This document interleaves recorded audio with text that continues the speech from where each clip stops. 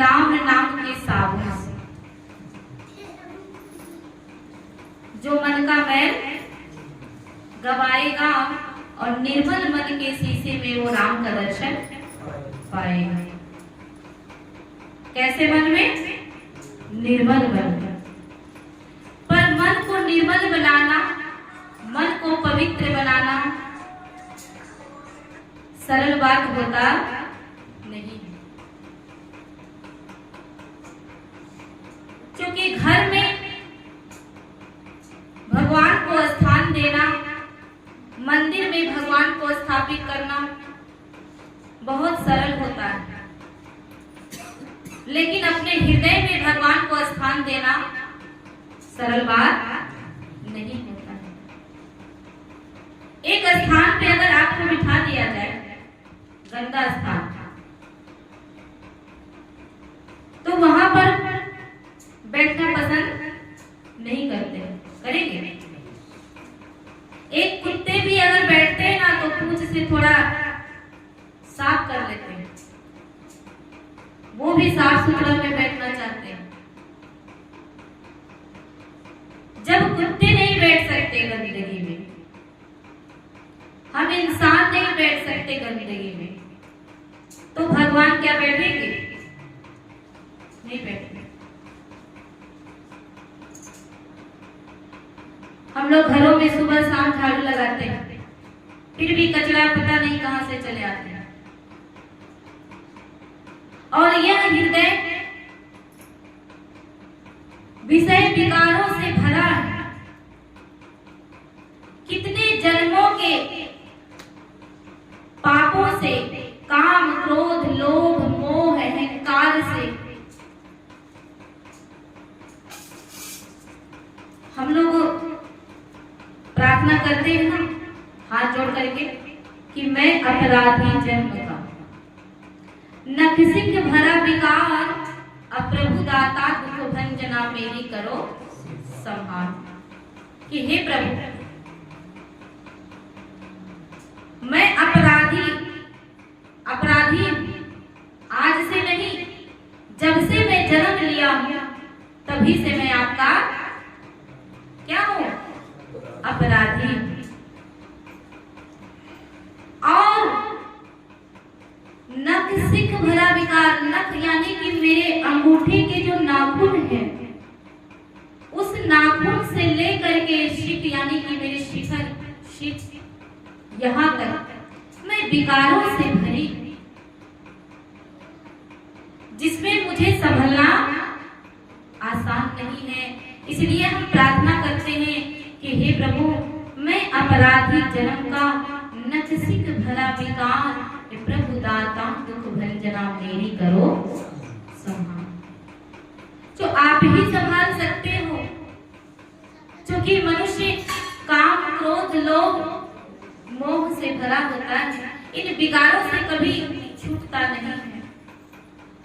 काम, क्रोध, मद, लोभ का तू हरदम बना रहा शिकार, कभी न सोचा मन में पहले कैसे होगा बेड़ा पार। कितने साथी मिले तुझे बहकाने के लिए, और कुछ तो समय निकाल प्रभु थोड़े गाने के। ये हृदय बहुत सुंदर मंदिर है भगवान का। तो बाहर का मंदिर तो दिखाई देता है, गंदगी है क्या है नहीं है ना। कोई इंसान अगर झाड़ू लगा रहा है, पता चल गया झाड़ू लगा रहे, मंदिर को साफ सुथरा कर रहे हैं, उसमें भगवान है।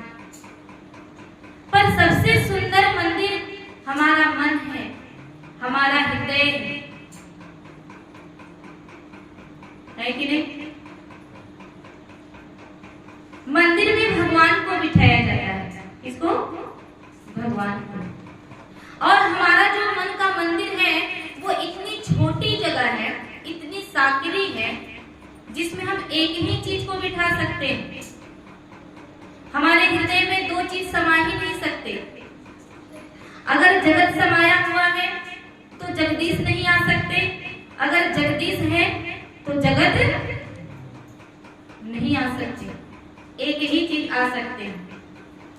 ये बात मैं नहीं कह रही, हमारे हमारे महापुरुषों ने कहा, संत कबीरदास जी ने कहा कि जब मैं था तब हरि नहीं, अब हरि है हम नाही,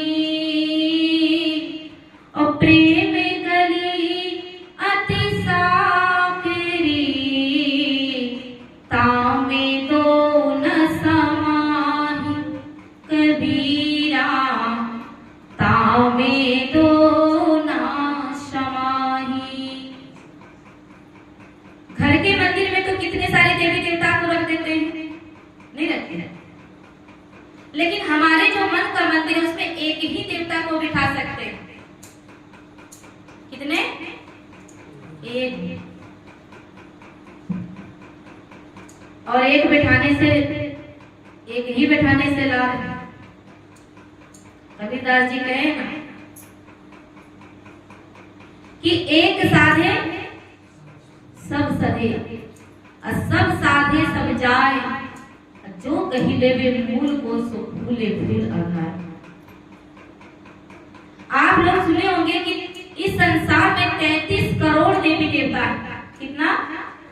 33 करोड़। इसमें से आप कितनों को जानते होंगे? 10, 20, चलो 50, चलो 1 करोड़,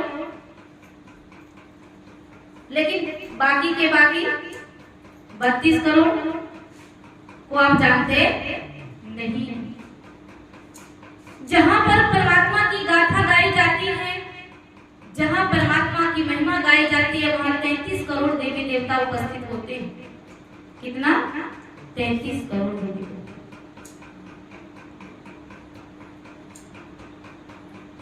कि जिसने की गुरु चरणों की पूजा शेष रहा कोई धर्म न दूजा, सभी देव चरणों में रहते हो जाती है सबकी पूजा। हम लोगों की मूर्खता क्या है? हम लोग हर भगवान को, हर देवी देवताओं को प्रसन्न करने के लिए लगे रहते हैं। हाँ, अगर देवी देवता को प्रसन्न कर भी लोगे तो केवल मनोकामना ही पूरा होगा। क्या होगा? मनोकामना पूरी हो जाएगी। किसी घर में अगर लॉटरी नहीं लगती है ना, तो लॉटरी भी लग जाएगी। किसी घर में अगर बाल गोपाल नहीं है तो देवी देवताओं से वो भी मिल जाएगा। किसी की शादी नहीं हो रही है तो वो भी हो जाएगा। लेकिन जिसको हम कहते हैं मोक्ष और मुक्ति, वो हमें किसी देवी देवता से मिलने वाला नहीं है।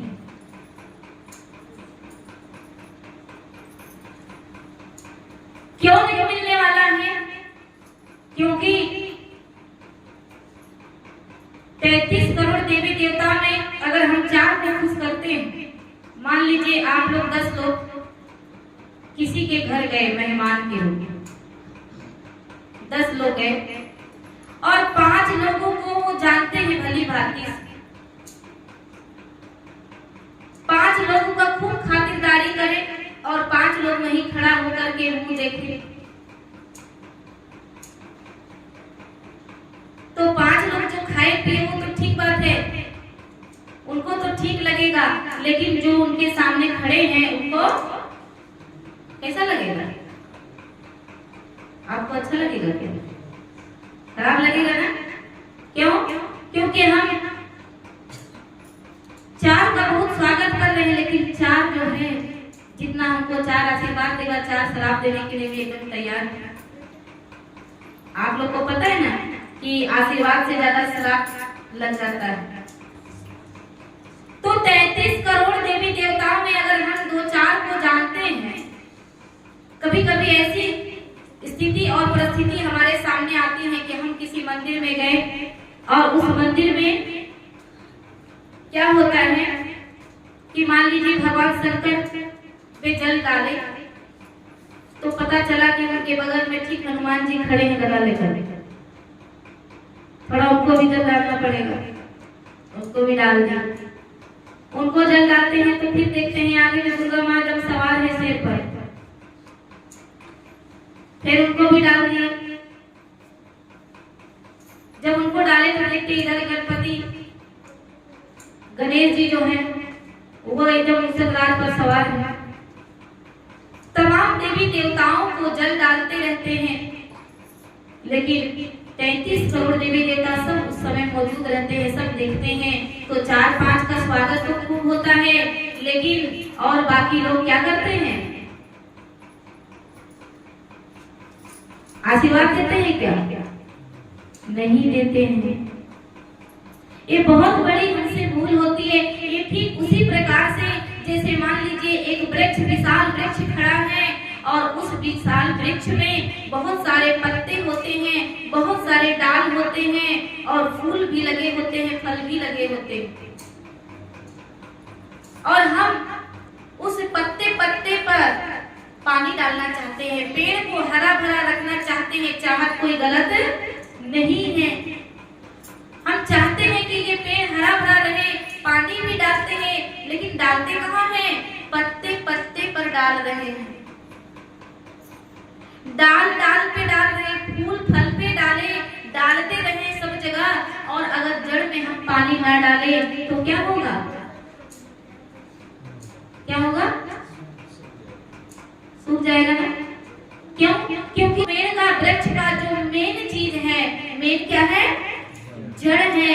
उस जड़ को हम लोग सींचते नहीं हैं, पत्ते पत्ते पर पानी डालते हैं।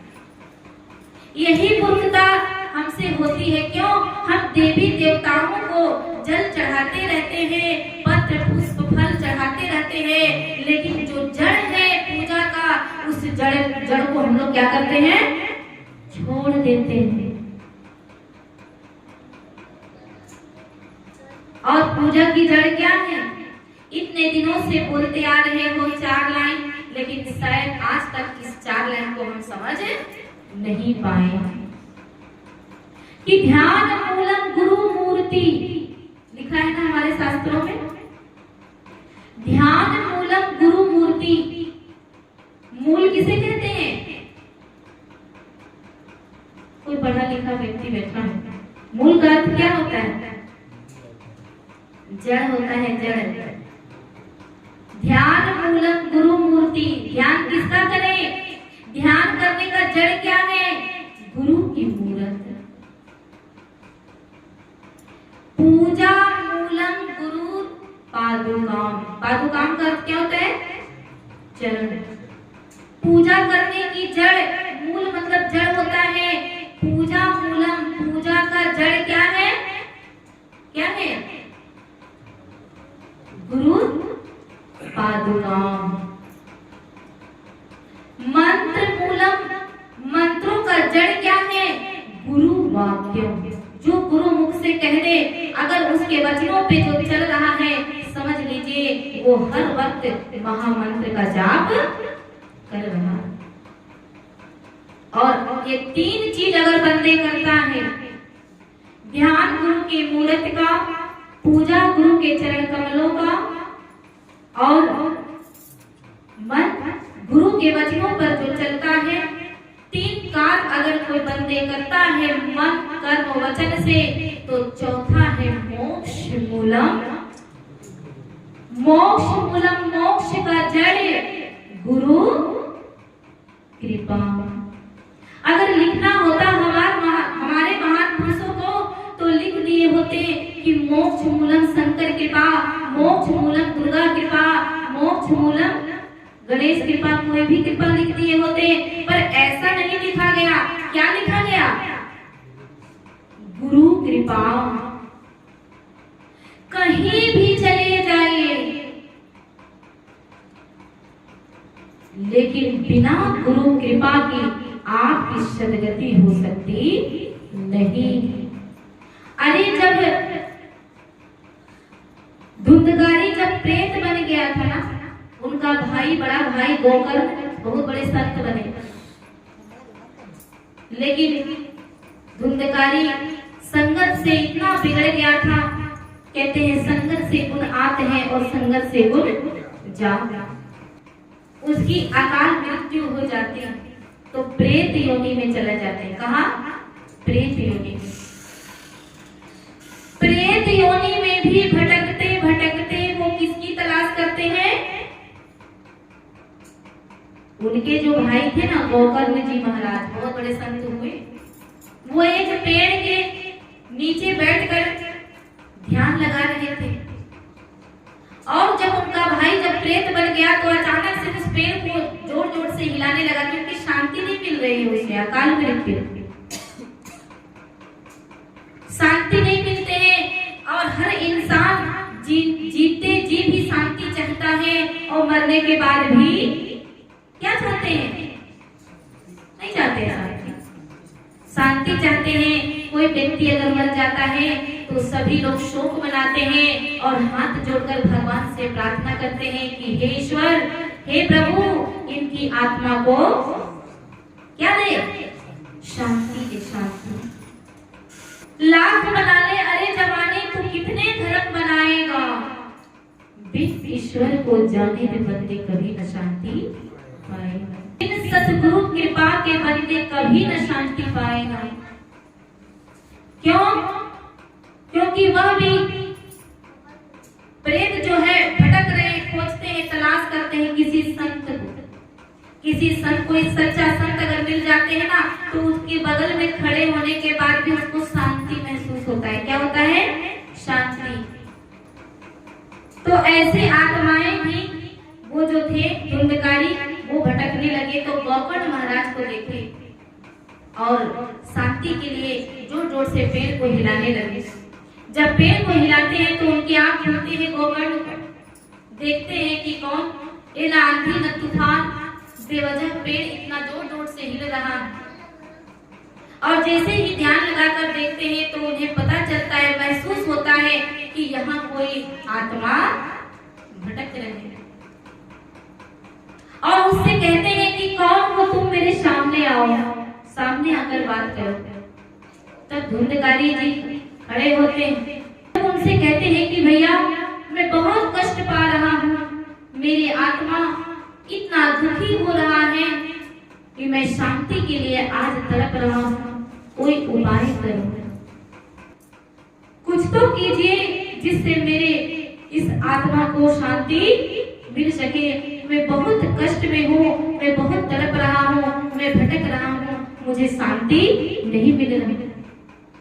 तब गोकर्ण जी उपाय करते हैं कि शांति कहाँ मिलेगी।